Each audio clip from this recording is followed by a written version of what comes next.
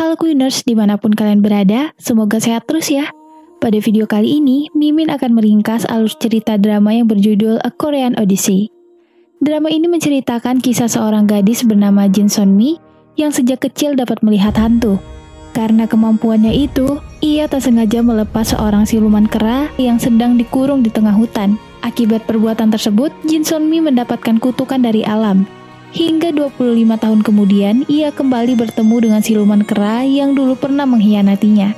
Sebelum lanjut ke ceritanya, jangan lupa untuk like dan subscribe ya, supaya Mimin makin rajin upload videonya. Oke, langsung saja ini dia alur ceritanya.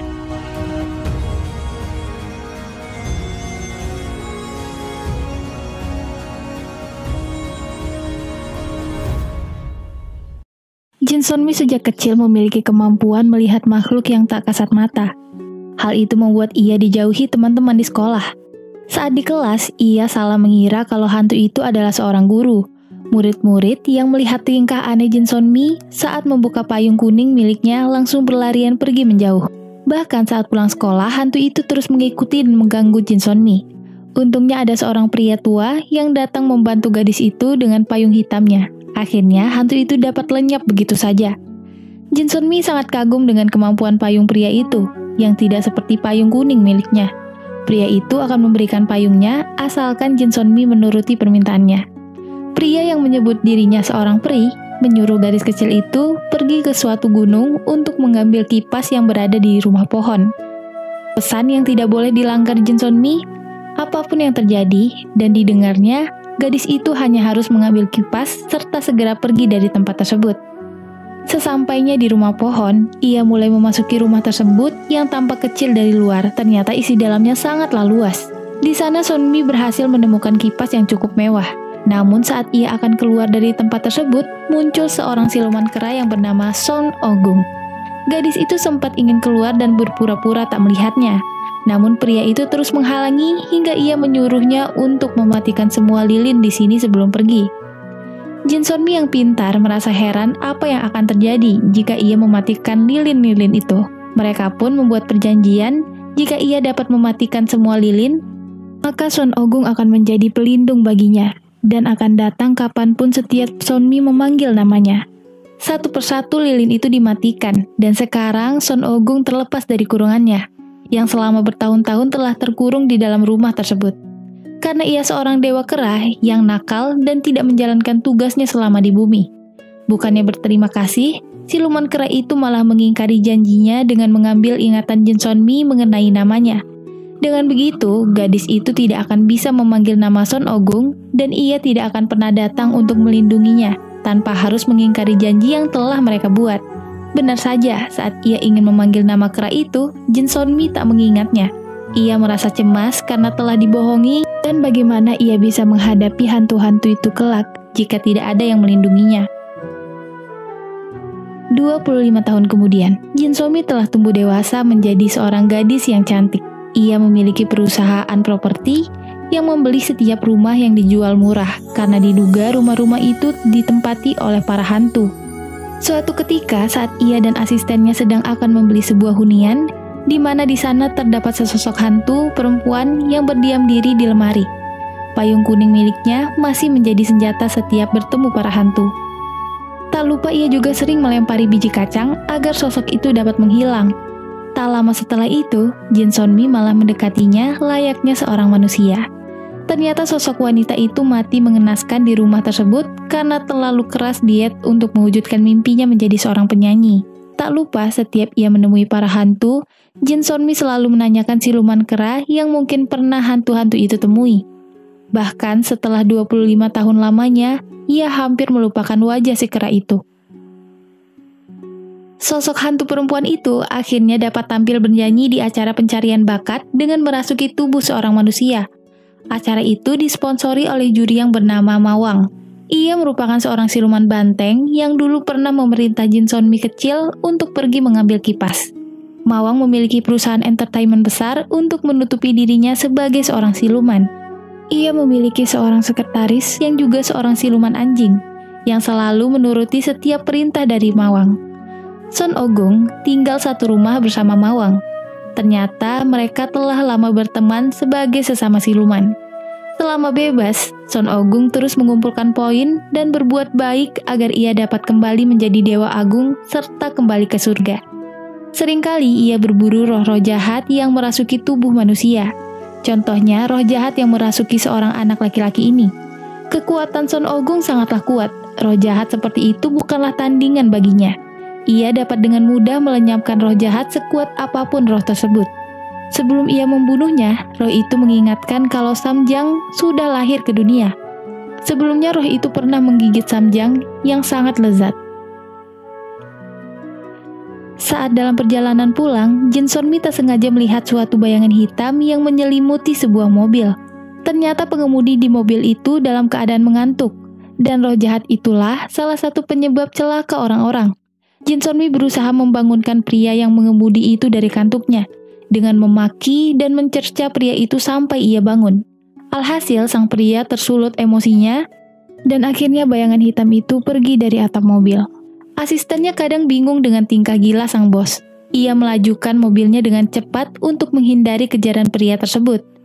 Di lampu merah, tak sengaja Jin Sonmi melihat seorang pria yang sangat mirip dengan siluman kera yang ia temui 25 tahun lalu. Son Ogung menatapnya yang menandakan kalau ia masih mengingat Jin Sonmi, gadis kecil yang pernah melepaskannya dari penjara. Jin Sonmi berlari dan mencari keberadaan Son Ogung. Tiba-tiba, seorang anak kecil menariknya untuk menuju suatu tempat.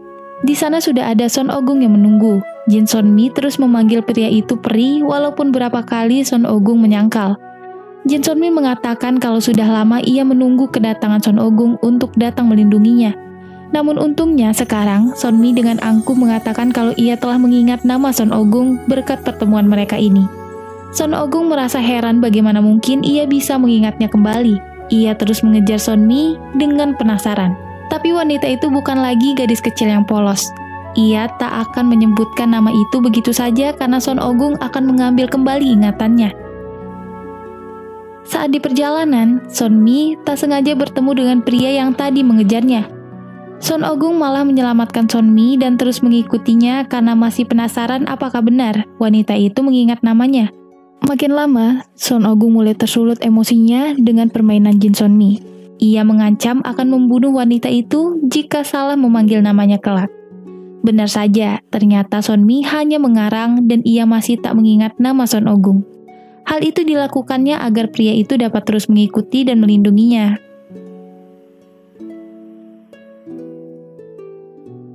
Samjang sedang menjadi perbincangan hangat di kalangan para siluman yang menghuni bumi.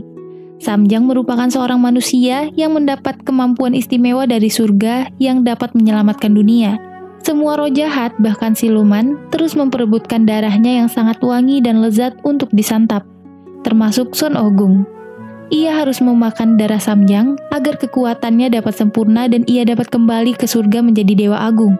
Ternyata Samjang itu ialah Jin Sonmi. Namun, Samjang menjadi kutukan baginya sebagai seorang manusia, karena dulu telah membantu membebaskan Son Ogung dari kurungannya. Suatu ketika, Jin Sonmi diteror oleh roh jahat. Roh jahat itu merupakan patung pengantin pasangan dari roh jahat yang pernah dibunuh Son Ogung. Saat mencoba melawan roh jahat itu, tangan Jin Sonmi terluka, sehingga bau darahnya mengundang begitu banyak roh jahat di luar sana yang ingin memakannya. Termasuk Ma Wang dan Son Ogung, yang langsung berlari mengikuti aroma darah Samjang yang sangat lezat. Son Ogung membunuh setiap roh jahat yang akan memakan mangsanya. Son Ogung terkejut saat mengetahui kalau ternyata Jin Sonmi lah seorang Samjang yang akan menjadi santapannya. Namun karena perjanjian yang pernah mereka buat 25 tahun lalu, di mana Son Ogung bertugas untuk melindunginya, sehingga ia tidak dapat memakan Samjang. Son Ogung mencoba menipu Sonmi untuk membatalkan kontrak itu. Tapi untungnya Sonmi yang pintar tidak akan lagi terjebak oleh kebohongannya. Son Ogung terus merayu Jin Sonmi untuk menyerahkan nyawanya saja, karena semakin hari darah Samjang akan semakin kuat. Hal itu membuat semua roh jahat akan datang padanya. Mau tak mau, Son Ogung harus terus melindunginya dari semua gangguan roh jahat, karena bagaimanapun ia harus menjaga bangsanya sampai Sonmi menyerahkan diri. Jin Sonmi terus mencari cara agar dapat bertahan hidup. ia mendapatkan gelang dari Mawang yang diperintahkan untuk dipasang kepada Son Agung.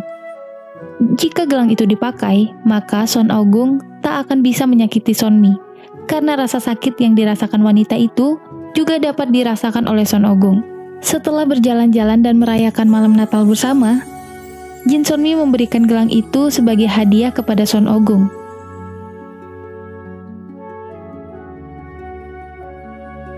Saat bekerja, Jin Sonmi sedang mengunjungi rumah yang akan dijual ke perusahaannya. Hunian itu baru saja dibeli oleh sepasang pengantin baru. Namun tiba-tiba, istrinya mengalami koma saat sedang berkunjung ke rumah. Ternyata lukisan itu penyebabnya. Tiba-tiba saja, Jin Sonmi masuk ke dalam lukisan tersebut. Asistennya membawa lukisan itu ke kantor, di mana di sana sudah ada Son Agung yang menunggu. Jelas saja ia tahu kalau mangsanya sedang terjebak di dalam sana. Son Agung mencoba masuk ke dalam lukisan itu untuk menyelamatkannya. Ia kembali ke zaman kerajaan, di mana roh jahat yang berada di lukisan terus mencari wanita untuk dinikahinya di sana, sehingga manusia yang terjebak juga akan selamanya berada di sana. Son Agung akhirnya berhasil menemukan Jin Sonmi yang terlihat bingung dengan tatapan kosong. Untungnya saat tangan mereka bersentuhan, Jin Sonmi sadar. Tapi tiba-tiba roh jahat itu mencium bau yang sangat lezat dari tubuh Samjang. Mereka pun berlari mencari pintu keluar dari lukisan tersebut. Namun sayangnya mereka tetap terjebak di dalam lukisan. Ternyata Mawang dan seorang siluman babi yang bernama Palgi mencoba menutupi jalan keluar dengan membakar lukisan agar Son Agung tetap terjebak di dalam sana. Dengan begitu, mereka dapat dengan bebas memakan Samjang. Sekarang mereka berdua kebingungan mencari jalan keluar dari lukisan ini. Untungnya Jin Sonmi pernah melihat situasi ini di dalam guci kuno, dan ia tahu apa yang harus dilakukan.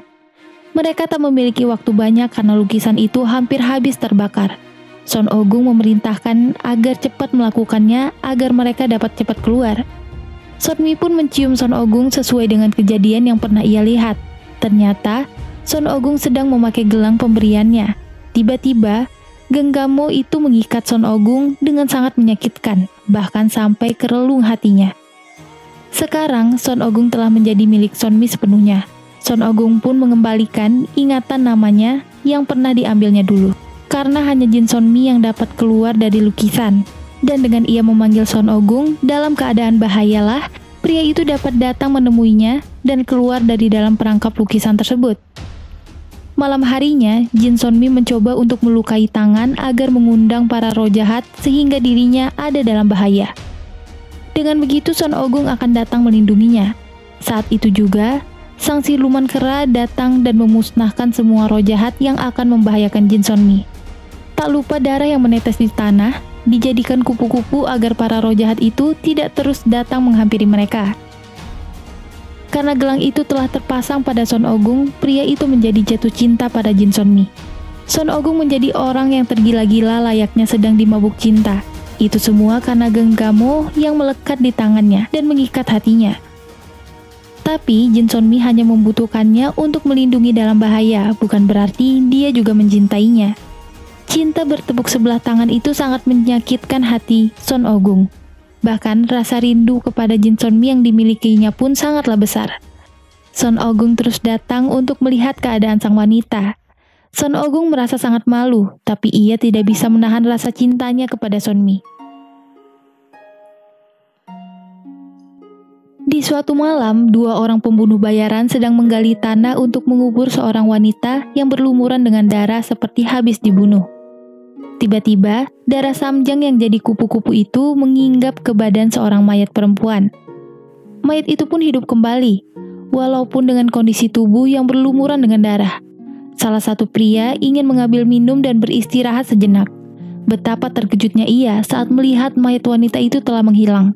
Mereka berdua langsung berlari ketakutan menuju mobil. Tak lama, wanita itu muncul di belakang dan menyebabkan mobil mereka terguling.